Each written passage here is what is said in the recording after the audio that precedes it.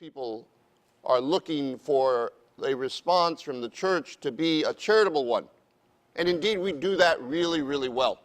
In fact, we're some of the best at that. Churches are great at providing emergency assistance, emergency food, emergency response teams. We're important to our communities in filling the gap.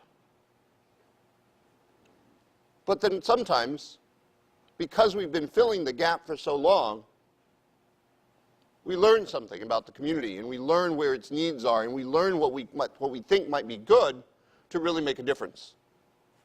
And that's perhaps where we find ourselves today, learning a lot about the community and looking for those opportunities where we can really step in and make a difference. Learn, pray, act is our motto. It's an important piece of how we approach things. We spend a lot of time educating our members and people in churches and synagogues and mosques and other settings where people of faith identify something they care deeply about. They work with us to cultivate a program of education, and then we present those educational opportunities. We do tend to narrow those down, consistent with some policy priorities, but I'll tell you more about that in a little bit.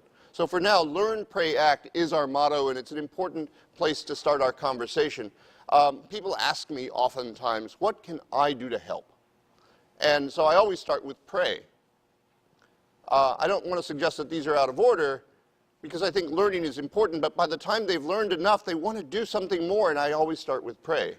If prayer is important to you, then you should pray for us, because some of the work that we're doing together really is important.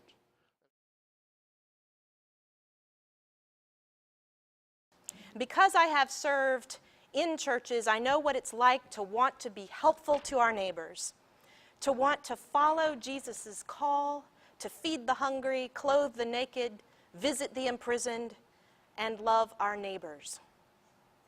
And I also know the frustration that comes when we don't know exactly how to be helpful or how to reach those who are most in need.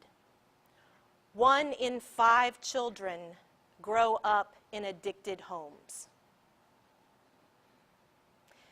You don't have to be a math expert to realize that some of the people sitting beside you in the pew on Sunday are being impacted by the disease of addiction.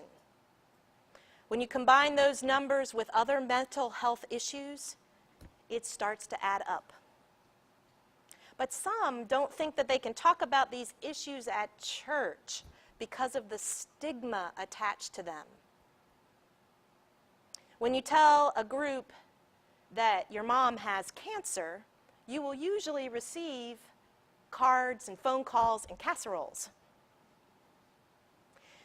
When you tell the group that you just checked your son into rehab or the psych wing of the hospital, the casseroles aren't always so forthcoming. When people ask if they can volunteer at Spirit Works, they always want to know what they can do. Well, we suggest that they stop by and get to know the community first, to build relationships before trying to do something supportive. We need to do 2 things. One is to become partners with the agencies who are experts in their subject area, so that we know what the resources are and we can make referrals, but we can also get training that we need so that we can be more helpful on our end. So once we do our work, then we can effectively reach out to others in helpful and supportive ways. Crisis intervention could have many definitions, but for our purposes, we deal with people that are under extreme stress or mental health issues. And we want our police officers to understand at least some of what these people are going through when they have to deal with them on the street at all hours of the day or night. We want them to get the absolute best help they can possibly get and not go where? To jail. Because unfortunately, the 3 largest mental health facilities in the United States are jails. So what we try to do is at least try to keep some of these folks out of jail and to a mental health facility and get them treatment. Virginia's been touched by this pretty hard over the last 5 or 6 years, and even recently with Craig Deeds and his son.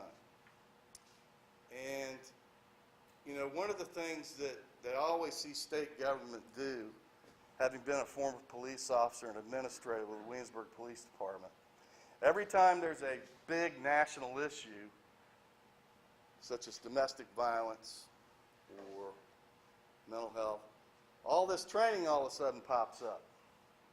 You know, we got to do something about that. We need to put some dollars into that, because you know why?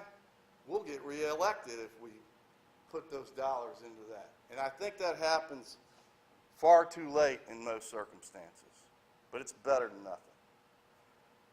So what we have done here in Virginia in the last 10 to 12 years is start CIT, Crisis Intervention Teams.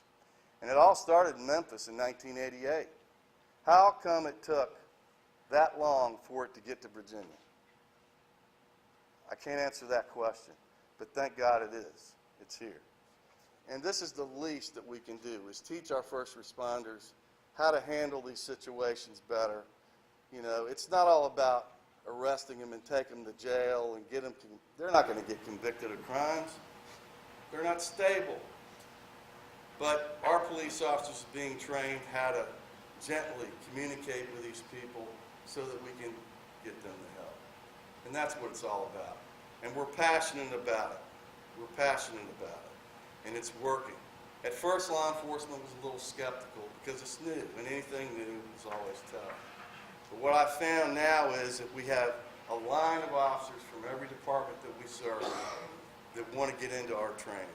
And it's not hard. It's mostly common sense. It's helped with my wife and I even communicating. So, you know, I really do feel this is very important to our community, and I hope you all will support it. And really, if you have any questions about it, please come see me after this. Okay?